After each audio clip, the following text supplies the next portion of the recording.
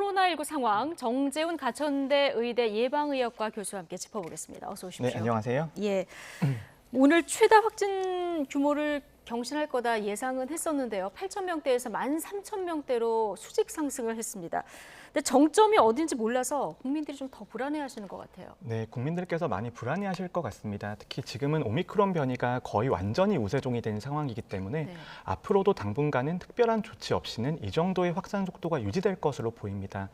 감염병이 위험한 이유가 증가할 때에는 몇천 명씩 증가하는 것이 아니라 몇 배씩 증가하기 때문인데요. 네, 곱하기로. 네, 지난주와 이번 주를 비교를 해보면 거의 2배 정도 확진자가 증가한 상태입니다. 그렇다면 이 정도의 증가 속도가 당분간은 이어질 것으로 보이고요. 우리가 소위 더블링이라고 부르는 현상들이 몇 주간은 이어질 수 있다라는 의미입니다. 예, 더블링 현상이 당분간은 이어질 것이다 이렇게 말씀해 주셨는데 정부에서는 3만 명 정도까지 정점 찍은 뒤엔 좀 내려갈 것이다 이렇게 분석은 하고 있지만 일부 전문가들 사이에서는 너무 보수적으로 보고 있다 이렇게 하고 있는데 어떤 의견이십니까? 네, 지금 호주나 아니면 일본의 사례들을 보면 델타 변이 바이러스의 유행보다도 훨씬 더 급격하게 확진자가 늘어나는 현상들이 관찰이 되고 있습니다. 네. 지금 우리나라에서도 동일한 현상이 관찰이 되고 있고요. 물론 우리나라의 진단검사 체계라든지 역학조사 체계라든지 마스크 착용 같은 것들이 잘 이루어지면서 일본이나 호주 정도로 급격한 속도로 증가하지는 않을 것이다라는 예상이 있습니다만 그럼에도 불구하고 방역이라고 하는 것은 최대한 보수적인 관점에서 최악의 유행을 대비하는 그런 것들이 매우 중요할 것 같습니다. 예. 자, 이런 상황에서 설 연휴가 기폭제가 되지 않도록 정말 잘 보내야 되는 이런 중요한 시점인데요. 오늘 김부겸 국무총리가 본인과 부모님 중에서 어느 한쪽이라도 3차 접종을 하지 않으면 만담을 좀 미뤄달라 이렇게 간곡히 요청한다는 얘기가 있었거든요. 이번 설 연휴에도 좀 안타깝지만 한 번 더 가족 모임을 좀 미뤄야 되는 상황입니까? 명절 같은 경우에는 과거의 인연을 돌이켜보면 명절이라고 해서 유행이 더 급격하게 증가하진 않습니다. 예. 이런 명절의 요인이나 계절적인 요인보다 전파 능력이 훨씬 더 높기 때문에 우리가 이런 요소들은 유행에는 큰 영향을 주지 않거든요. 그럼에도 불구하고 특히 어르신들이 있으신 경우에는 오미크론 변이가 중증화율이 많이 떨어져 있습니다만 예. 여전히 고위험군들에게는 매우 위험한 감염병입니다. 그렇다면 이런 분들을 잘 보호해드리는 것이 명절을 보내는 데는 매우 중요한 요소입니다. 예. 그리고 또 한편으로 오늘부터는 광주, 전남, 평택, 안성 이렇게 4개 지역에서 오미크론 대응 단계로 전환이 되는데 큰 틀에서 보자면 진단검사와 치료 체계가 있고 이 검사도 선택과 집중을 한다는 내용입니다. 이러다 보면 무증상자로 인한 조용한 전파도 있지 않을까 이런 우려도 나오는데 어떻습니까? 제가 가장 우려가 되는 부분이 말씀하신 지점입니다.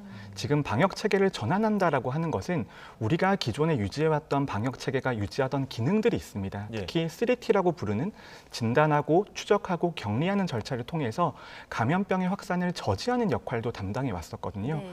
하지만 진단검사 체계와 자가격리 체계를 바꾼다라고 하는 것은 유행을 오히려 더 증가시킬 수 있는 요소들도 있습니다. 특히 자가진단검사라든지 신속항원검사 같은 경우에는 기존에 유지하던 PCR 검사 체계보다 성능이 떨어지는 상태이기 때문에 검사법을 바꾸는 것만 해도 유행을 오히려 더 증가시키는 역할을 할 수가 있다. 이런 것들을 많은 전문가들이 걱정을 하고 있습니다. 예.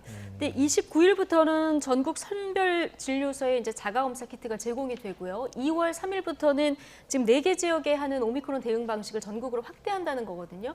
시기는 적당한 겁니까? 네, 지금 진단검사에 있어서 가장 중요한 것이 우리가 확보하고 있는 PCR 검사 역량이 어느 정도인가입니다. 예. 그래서 확진자가 많이 늘어나게 된다면 확보하고 있는 PCR 진단검사 역량보다 모자라게 되는 순간이 올 텐데요.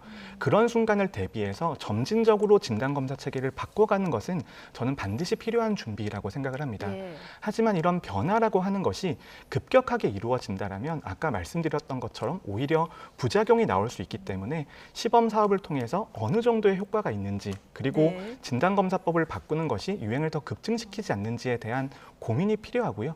그리고 최대한 점진적으로 검사법을 바꿔나가는 것이 가장 바람직해 보입니다. 예. 지금 이렇게 방역을 전환하는 어떤 근거 중에 하나는 이제 오미크론이 중증화율이 좀 낮기 때문일 텐데 그러다 보면은 확진자가 폭증하고 또 자가격리자가 늘어나다 보면 사회의 필수 기능이 좀 마비되면서 최악의 사태까지 오는 것 아니냐 이런 지적들도 나오는데 어떤 대비가 있어야 된다고 보십니까? 저는 오미크론 변이라고 하는 것이 정확한 현실을 아는 것이 매우 중요하다고 생각을 합니다.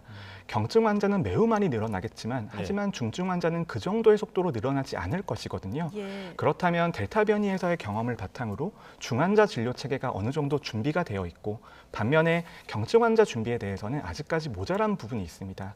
거기에 더해서 접촉자에 대해서는 접촉자가 늘어났을 때 우리 사회를 어떻게 유지할 것인가에 대한 고민이 필요한 지점이고요. 네. 저는 최대 2달에서 3달 정도는 물류나 국가 기관 산업망에 있어서도 영향을 줄 수 있다고 생각을 합니다.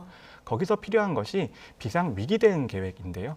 일부 부서에 확진자가 생겨서 부서 전체가 업무가 불가능하다고 하더라도 다른 부서에서 그 업무를 대체할 수 있거나 아니면 24시간 근무가 필요한 영역에 있어서도 필수 근무자를 지정하는 형태를 통해서 확진자나 자가격리자가 늘어난다라고 하더라도 우리의 예. 필수적인 영역은 반드시 지키는 그런 계획들이 필요한 상태입니다. 예, 아마 직장 곳곳에서 지금 업무 공백이 발생한 곳들이 있는데 자, 어떻게 대응할지 이런 세부 지침들을 좀 꼼꼼히 좀 챙겨볼 필요가 있을 것 같다는 생각이 들고요. 당국이 방역 수칙 관련해서 좀 메시지 혼선을 좀 주고 있다 이런 지적도 있습니다. 지금 접종 완료자 기준도 격리 면제는 90일이고요. 방역 패스는 180일이거든요.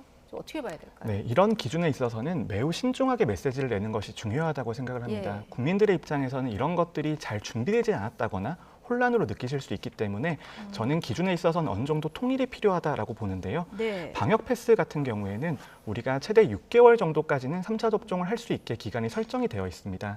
하지만 어제 발표된 자가격리자나 아니면 확진자의 격리 기간 같은 경우에는 아무래도 의학적인 사유가 조금 중요하게 작용할 수밖에 없고 지금 유행하고 있는 오미크론 변이 바이러스 같은 경우에는 2회 접종하고 시간이 3개월 이상 경과될 경우에는 감염 예방 효과가 거의 없는 것으로 나오는 데이터들도 있습니다. 네. 그렇기 때문에 3차 접종까지의 그 3개월 정도의 간격을 보완하기 위해서 이런 대책들이 나와 있습니다만 네. 이런 대책을 국민들에게 통보해 드리는 것이 아니라 이런 결정들이 어떠한 과학적인 근거를 바탕으로 이루어졌는지를 국민들에게 설명해 드리는 것이 매우 예. 중요한 절차라고 생각합니다. 한 가지만 더 여쭤보면 밀접 접촉자 기준 관련해서요. 확진자와 접촉자 둘 다 마스크를 쓰고 있고 그리고 2m 거리에서 15분 정도 대화를 한 경우 이게 이제 밀접 접촉자로 구분이 되는데요.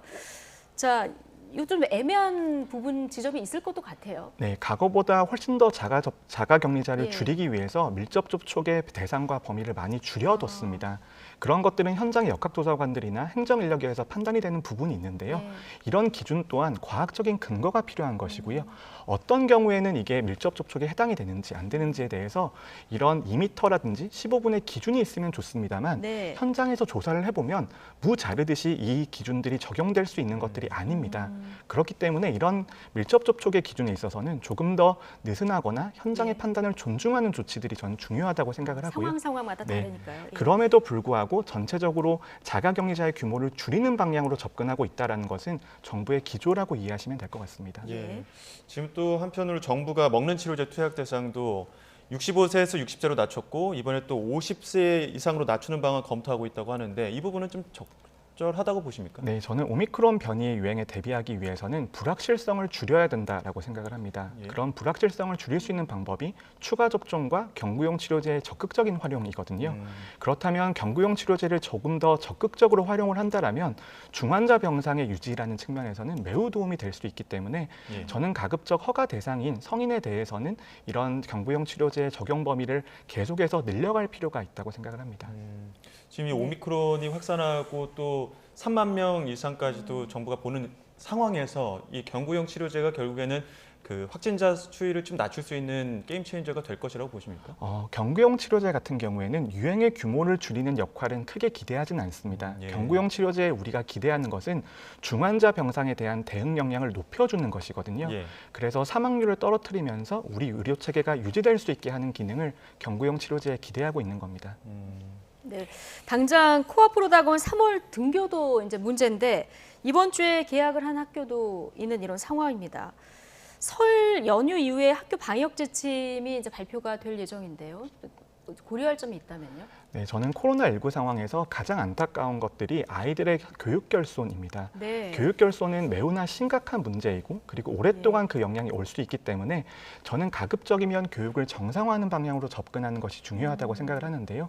하지만 1학기 같은 경우에는 오미크론 변이의 유행이 매우 심각할 것으로 예상이 되고 예. 그리고 아이들의 접종률이 성인만큼 높지 않기 때문에 전면적인 등교는 어렵다라고 하더라도 학급의 밀집도를 낮추거나 아니면 최대한 학급 간의 이동을 자제하는 방향으로 접근을 한다라면 어느 정도는 대면 수업을 이룰 수 있을 것이라고 생각을 하고 예. 그런 방향으로 접근해야지 교육 결손을 최소화할 수 있다고 봅니다. 예, 결국은 이 오미크론 확산세가 어느 정도 되느냐 이 부분에 따라서 좀 결정이 되겠군요. 네, 그렇습니다. 예.